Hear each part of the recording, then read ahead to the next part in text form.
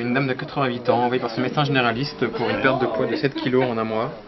avec altération état générale. La structure des urgences de l'hôpital d'instruction des armées Percy assure 3 missions principales. Une première mission principale de service public, qui est la réception des ayants droit du service de santé des armées, que sont les militaires en activité, leurs familles et les retraités du ministère de la Défense.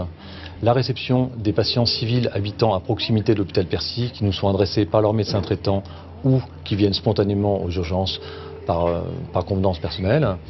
Et également une intégration dans la régulation des SAMU parisiens qui nous adresse les patients polytraumatisés et accidentés graves.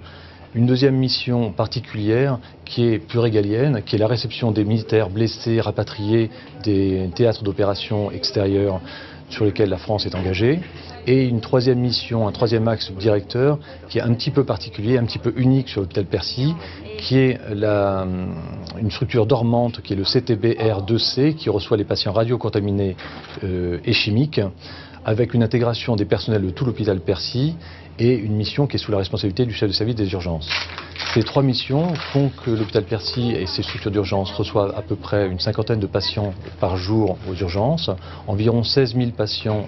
à l'année, et sur ces 16 000 patients à l'année, 20% seront hospitalisés dans un second temps à l'hôpital Percy ou transférés dans un autre hôpital, 10% bénéficieront d'un scanner ou d'une IRM, 5% seront hospitalisés pour être assez rapidement dans les suites immédiates de la consultation opérée par les chirurgiens de l'hôpital Percy, et 1% seront hospitalisés en réanimation.